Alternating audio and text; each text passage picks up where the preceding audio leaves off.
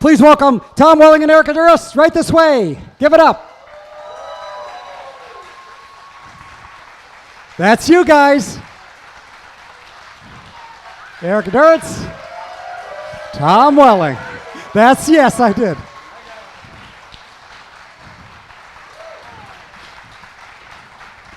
We were just back there chatting. No, it'll be on. Hello, hello. It's hard to hear it. Can you hear it? Barely. Oh, thank you. Check, 1, 2. Sorry, we were talking about how freezing it is in here. We're so cold. We didn't even hear our names being called. Yeah. Well, welcome back. It's so nice to have you. Thank Another you. Smallville panel. I tell you, I was here last year. I'll tell you.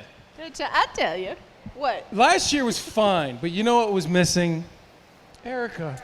Yes. Friends? So here we are this year. We made it happen. Thank you for bringing me here. Last year I was in Scotland, and it was delightful. Poor you. I was working very hard in Scotland.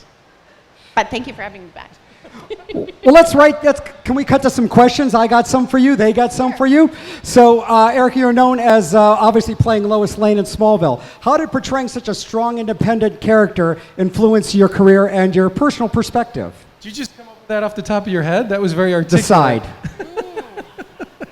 Well, I would definitely say that it allowed me to play other parts that have a level of independence, and so there was a lot more opportunity to, I went and did a doctor show. I was able to kind of stay in the course of being that lady that kind of was sassy and spoke her mind and that sort of thing. And I'm not sure about influencing my personal life. I mean, I'm getting tougher and tougher as the years go by.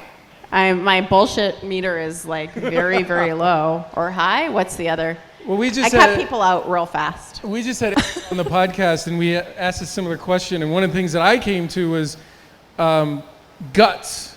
Like, she really brought guts to the character. We hadn't had a character like that on the show, and the fun thing for Clark, to make this about me, Yes.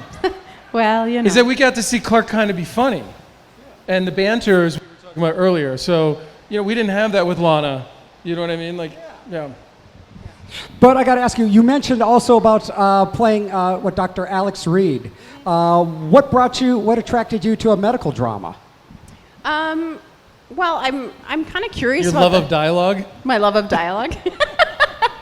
I really liked the original concept, which it still had medical jargon and all that kind of stuff. When I was a lot younger, I had this idea that potentially one day I could be a doctor.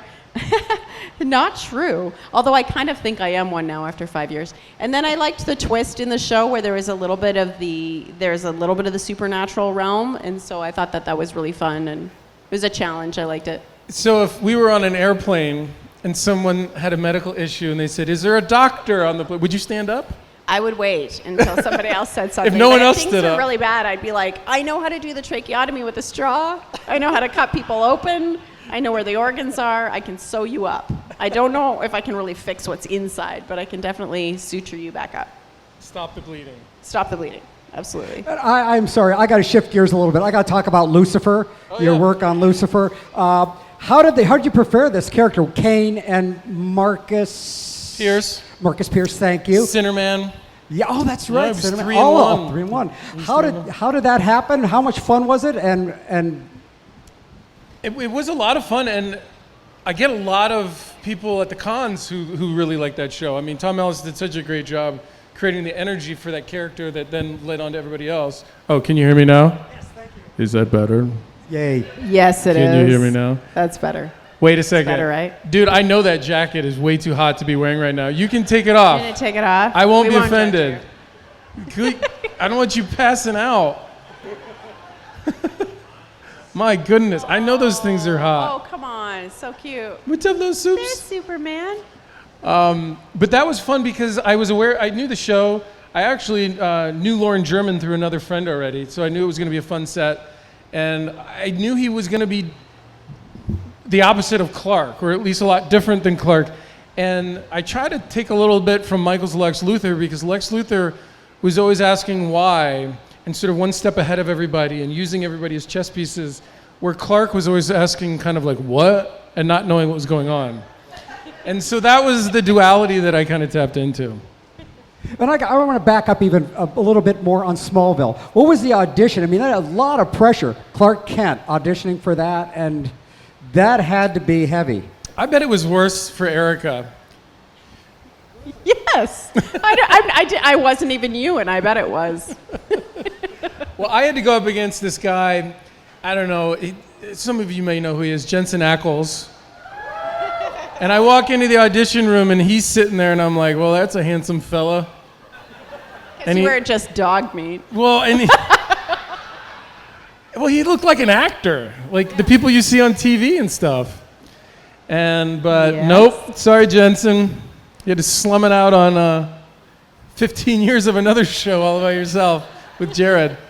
But it was very quick for me because I didn't initially go in because they didn't have a lot of information and there were other things going on at the time. But when I went in, I did the one audition, they brought me back the next day, and they called me on the way home. Did you read with Kristen? What's that? Did you do a chemistry read with Kristen? The for first that? audition I had, Kristen was reading with me in front of everybody. You guys are so helpful. Well, there's got to be a meme in that one. Is this one not working too? We're good. So anyway, what happened was, it happened pretty quick, and Kristen actually saved me because in one of the first initial auditions, I forgot what my next line was, and her back was to you guys because she was, we were on stage kind of, and she mouthed the word to me of the beginning of my line, and it triggered, and so I went on, and at the end, Peter Roth, who was the head of the network at the time, he came up afterwards and he goes, "Oh my God," because they already had Kristen, so they were looking for somebody to work with Kristen, and he came up and he gave me a hug and he said, "That pause you took,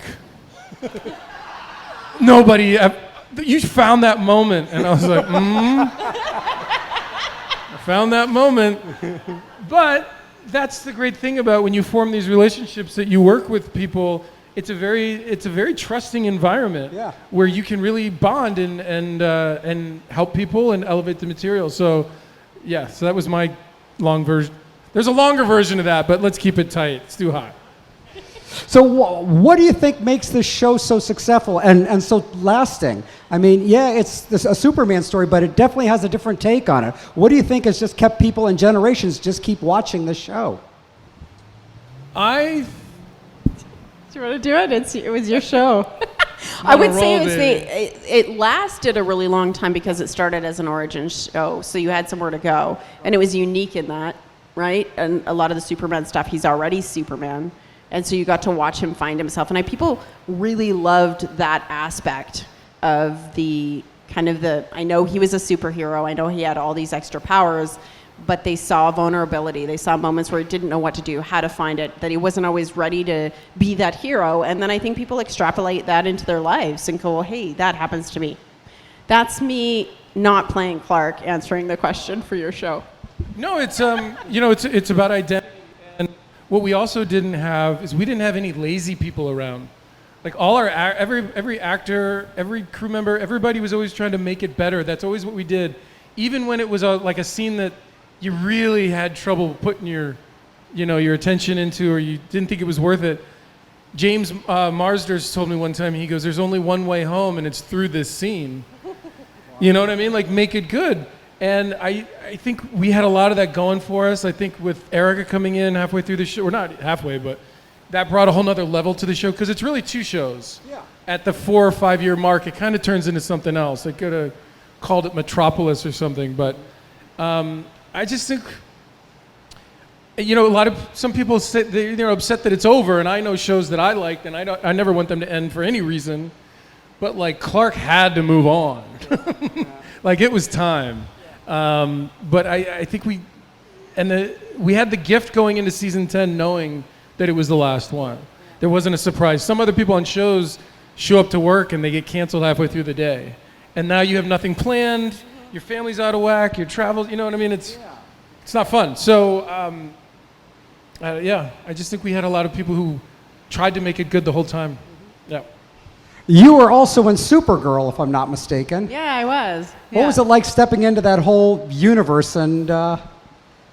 Well, I mean, I got a call from my girlfriend, and she said, "Oh, do you want to fill in and play Allura, because we've lost our Allura?" And I happened to have just had my kid and I was in town, and I was like, sure, why not? And so went back there, and I found it really surreal. I loved to be part of the mythology. Obviously, I was on a different side of it, so I had powers, and I had to like try to create this character through me that was quite elegant and austere and like kind How of. much time did you have? Like 2 days? 2 days, and I Ugh. had to like watch all this stuff and try to fill in all the pieces. But it was bizarre because it would be similar sets that I was used to being on with Smallville, but obviously a whole other cast. So everybody was really nice, though. It was a good vibe, and it was neat to have the superpowers. They don't suck. So I got to ask you, you've done writing, directing. What's it like being on the other side of the camera?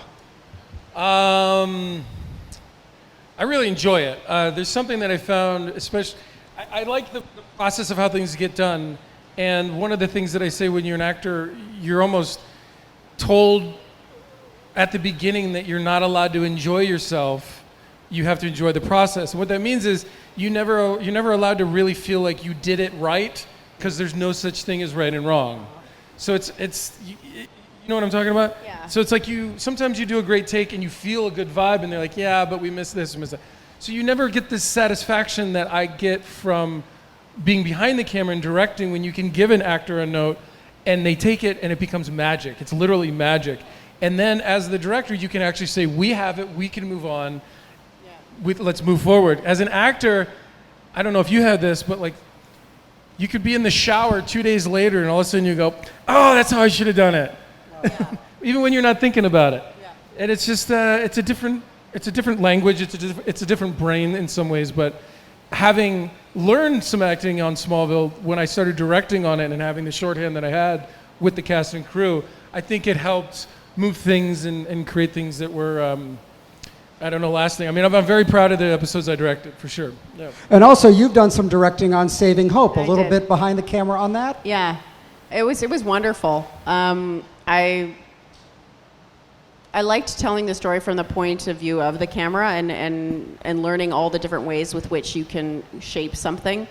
Being in a leadership role where you can help people when you see, oh, this fire I have to put out, that fire I have to put out, that person, especially having been an actress, like I can look and see, oh, somebody's really uncomfortable. Like I can help them in this way. So for me, it was, I loved that aspect, and there's so much more versatility. There's many, many more jobs that you can get in that world once you get into that world, which can be tricky. But I think it's a really good education to help you understand how it all works, and then you put yourself back in there as an actor and you're like, oh, I get all these pieces. I know why they need these things. Right, you can explain to people, like actors, why you're asking them to do things because of that. Did you have any days when you were directing that you weren't acting? Or I had were a you- few. Yeah. Aren't those the best? Yeah. Because Yeah. you don't have to come in as early. Yeah. You don't get bugged with the hair and makeup. Yeah. You know what I mean? Yeah. You can just really focus on the actors, Yeah. and it's very rewarding. Some people said to me as well, they said, and it's true, with directing, you're not usually paid as well unless you've really paved a way for yourself. And it's very, very difficult, and it's a lot of work. It's a ton of work. But the work that is required in that capacity, I think that I enjoy, because I come from a different space. So it's much more analytical. It's all those kinds of things. I don't have to invest anything really emotionally into the experience. So it allows me to have a little bit of a departure from it. So I actually quite enjoyed it. There was something actually easier for me in that experience than the other. You could direct. Yeah. I like that. She is from another place. She's not even sweating, and I'm up here. I'm like, how you feeling? guys- I'm finally warm. You still have your jacket on. It's making me hot. It's making me even hotter. I can't look at you anymore. So we're going to get some questions for the audience, but Great. I have a question for you, Tom. What's Yeah. new? Anything exciting on the horizon? Well, yes. Thank you. And guys, nobody knows this, and we decided to say it here at Steel City. I have a new movie coming out October 11th called Disavowed. We shot it before COVID. It takes place in Rome, and the trailer's going to come out soon, but I'm using this platform to let you guys in on it. Nobody else knows about it, really. So don't tell anybody. Okay. Any background on it, or you want to just get the questions? It's about a guy doing bad things for a good reason in the underbelly of Rome. That's a nice that- setting. Did that sound okay? Well, it is Rome. It is Rome. So when in Rome. Yeah. What fun to shoot there, though. Oh, it was beautiful. We went to all the most beautiful places. Vatican. Some places in Rome that I hadn't seen before. It was absolutely incredible because at any point, if any second of downtime, you just go, oh, look at that. Yeah. You know what I mean? It was just in a beautiful place. So that was Scott Windhauser directed it. He's a buddy of mine now, and we're super excited. So we're going to push out more information for you guys later so you can find it. But please check it out. Great. I just one more question about it. Was it filmed exclusively in the Rome area, or did you get to go around Italy much? Downtown Rome. Downtown Rome. Rome. Right on the cobblestones. Nice. All right, let's get to your questions. And congratulations. Round of applause for that. Thanks for sharing that with us. Every now and then we get a nice bombshell here.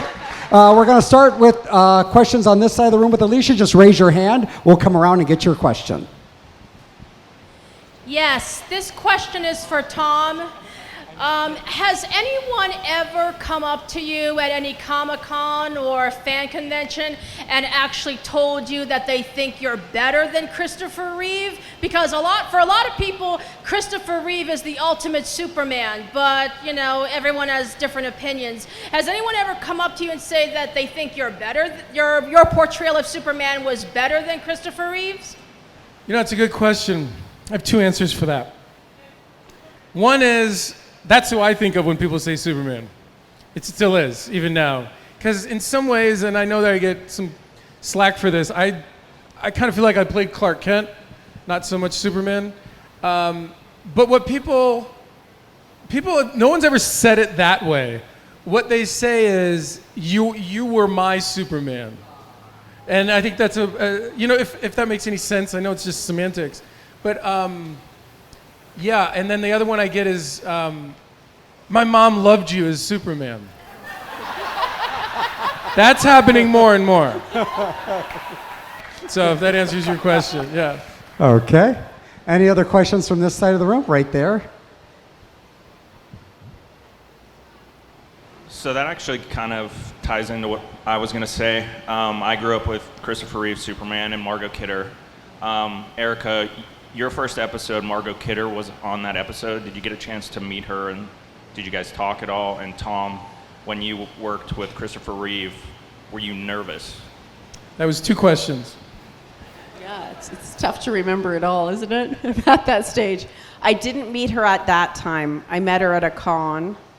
And I've told this story before, but I had just gotten the part. And I was at one of these cons, and then somebody grabbed me from behind and put their hands over my eyes and said, "That's always fun at a con. Honey, you hit it out of the ballpark." She said that with her hand? Yeah, she goes, "Honey, you hit it out of the ballpark." And I was like, "Who the hell is this person?" And I turned around, it was Margot Kidder. And I was like, "That's all I need. Forever." That's pretty good. That's pretty good. I mean, when I was working with Chris, he said to me at the end, when we were done, we were doing the PSA for his foundation, and he asked me to get down, and he said, I'm really happy they chose you to be the next Superman. And I said, well, they didn't, because Brandon Routh was doing the movies. And he goes, well, they should have. And I always remember that feeling really good. I mean, it was just, he was so funny and so great, and please take this the right way. Given his condition, he didn't let you feel sorry for him, if that makes any sense.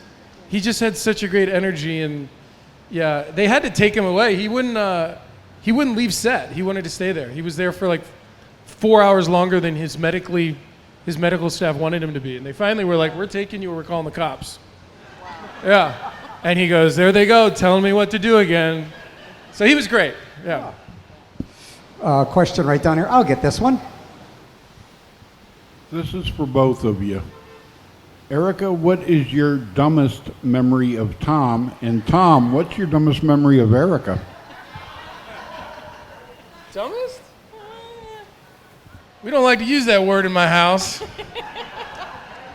my God. I don't remember. Embarrassing.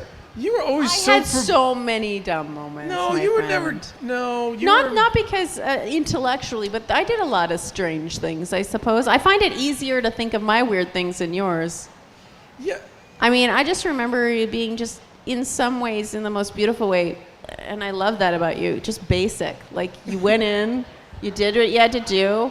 If you didn't get your sandwich, you're not that somebody had to get it for you. You just wanted to eat your sandwich. You wanted to learn your lines and I do was your there. job. Yeah. Let's. We're here to do this. Yeah.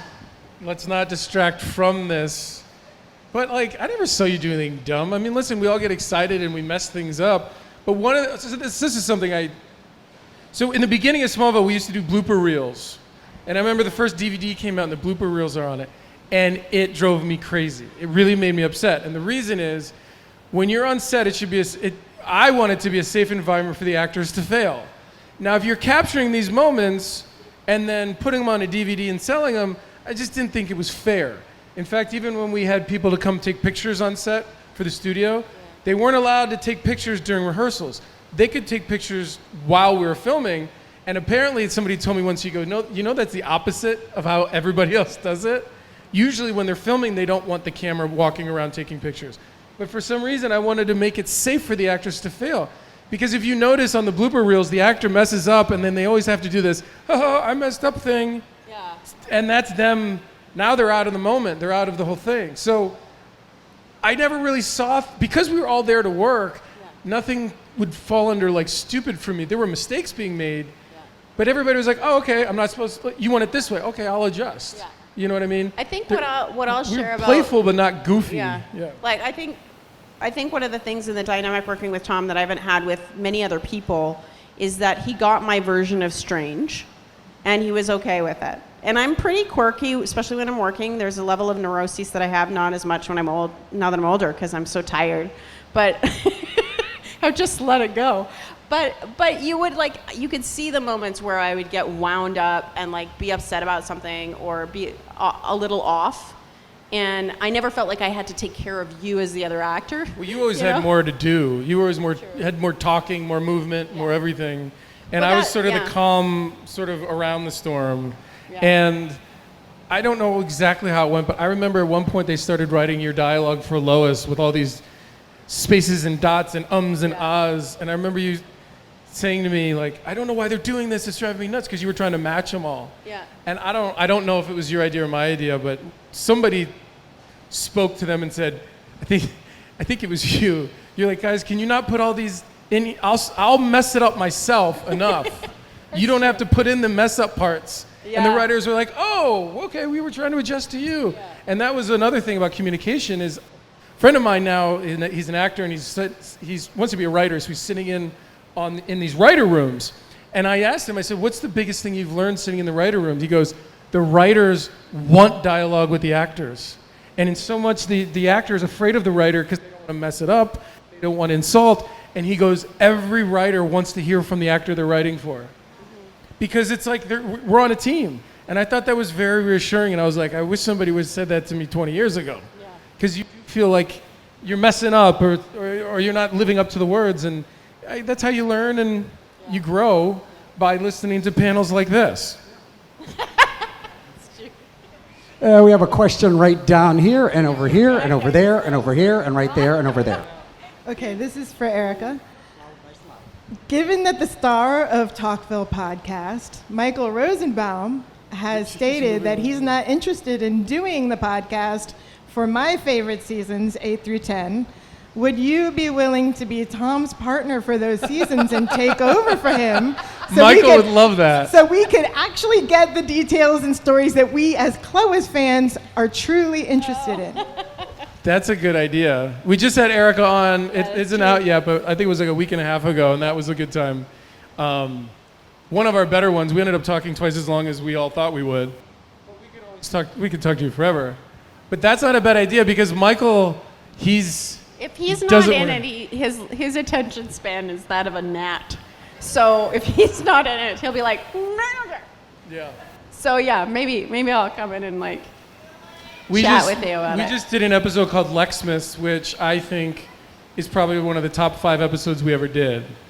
And that's with the pilot already in there and transference to me. So that's, if I had 3 other ones, Lexmas would be one. It was so good. I actually watched it twice, and Michael wanted to do two podcasts in a row that day. And I was like, hey, buddy, this episode is so good. Lex needs his time for us to focus on this. And he goes, okay, fine. So we spend a lot of time on Lexmas when it comes out, if you guys are, it's fun. Yeah. There's a question way in the back. Let's get that one. Nice and loud. Hi, this message or this question is for Erica. So when you were getting ready to do Lois, how did you prepare for the role when there's been so many amazing actresses that have done Lois Lane? How did you personally bring yourself to the character? That's a fun question. I had to process. It's also super hot in here, and so my brain cells are just, everything's slowing down. But So you didn't like do a deep dive on everybody else. I didn't, because there wasn't a lot of time. So I got the part on Friday, and I was working on a Monday, and as Erica only gets to work with 2 days notice. It's like everything you get, like, Not by the everything way, is like- me too, but like Yeah. everything we talk about, you're like, I had 2 Yeah. days to get ready for it. Wow. Yeah, so much of it happened on the fly. It happened with the creators and what they wanted, and they were so hands-on about how they wanted to craft the character that it very much helped me. And of course, my scenes and everything that was happening was informing how I did something. But I think at the end of the day, I was particularly lucky that my brand of whatever I did ended up really working. Originally, it was 4 episodes, and then they liked it, and it clicked. And I just remember wanting her to embody as much of the Lois mythology as I knew at that point, but also knowing I had the freedom that she started earlier. This is her when she's younger and finding herself. And I tried to give myself the grace of that. And then I just was so excited to be there. It was so fun. And so there is part of me with respect to the mythology that kind of just put aside what it was that I was doing and just went and had a good time with the people I was working with. And it ended up working out. Well, they really believed in you. I mean, I remember we were on our hiatus, and they called and they needed me to come back. I think it was 2 days early, because they had cast your character, and they wanted me to like read with you. We argue about this all the time. Yeah, and But I was like, if he didn't like me, I would have been fired. I didn't know that. Yeah, but I also was like, first of all, I'm not coming back early because I don't have any time in my life. Remember I ran into you when I came out of the bathroom? Yeah. And I was like, oh, there's Tom. And I was like, she's perfect. Why did I have to come back early? But I said to them, like, you already cast her. I'm not a producer at the time. What am I going to do? Well, we want chemistry. I'm like, it's called acting. Yeah. We'll figure it out. It's found there. I don't know. But I know that Beeman, Al, all those guys, they already knew you had it, whatever they saw in you. Yeah. And I know when I remember leaving after meeting you, and I don't know if we read some scenes, and I was like, oh, that's a waste of time. Because it was great. We didn't need to do it. Yeah. You know what I mean? Yeah. Like, It waste just of worked. time. Got time for 2 more questions. We have one right here. Hi, this question is for Tom. I was wondering what your reaction was when you first got the script for your scene with John Cryer and you found out it's like, oh yeah, that's not a problem anymore since I gave up my powers. Like, what was your reaction when that happened? That was one of the easiest lines I've ever said on camera. Because he's just not, and he's a great guy. I mean, I hung out with him that morning a little bit working, and I'm a fan of his already, and I tried to just be cool. But it was just easy because it was just easy to believe he wasn't Lex Luthor in my brain and in Clark's alternate version brain as well. But when they had a couple times I've been asked to sort of like play Clark in different shows, and it didn't feel right. Either the tone was a little different, or I don't know, it just didn't feel right. And when a good friend of mine reached out and he goes, I just read it. It's one scene. Just promise me you're going to read it. And I read it and I was like, this is good. You know what I mean? I just was like, if I was a fan, I'd want to see this. And I think it's a cool way to kind of come back and do something for the fans and do something, because it's not Clark. It's a different version of Clark. And all these other answers to questions I don't know. But it was fun. And then with Erica being there, I was icing on the cake. And, you wonder what their kids look like. And it's just really, it opens up the mind of like what could be. And allows the audience to have an imagination about their version as well, which is always fun when I watch things. So yeah, thanks. Well, we got time for one more question. First off, thank you for sharing your blockbuster news with us. Thank you. I Erica, appreciate you thank guys. you so much for making an appearance here with us. You guys are headed back to your table. Yeah. So if you didn't have time for a question, or you just I'm going to go to Lowe's and get a fan, and then I'll be back at my table. Okay, but one last question. Hi, my question's for Tom. Did they tell you ahead of time that Lois was coming, or did you find out when you got the season 4 script? I knew that she would be there. Oh, sorry. I thought I was still on that question about the. About the Lois and the Clark and the, it's hot. They didn't. I'm gonna pass out. The actually originally for the crossover, they didn't share that you would be there, but I found out 2 days before. Oh. So I found out 2 days before. But what even a better way, because it was funny going back to the Kent barn, because the crew there was shooting a TV show called Batgirl, which didn't really go anywhere.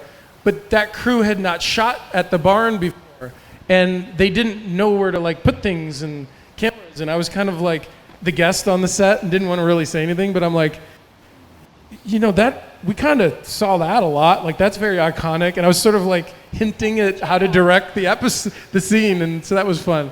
But no, I had no idea that they were bringing Lois on the show until they told me I had to come back to work early. Yeah. And remember, I pulled up and you were in Crafty and we just saw each other. It was like just yesterday. It had been like a decade before we'd seen each other. It was very cool. It was a nice vibe. Yeah, right? It was good. It's just great how it's.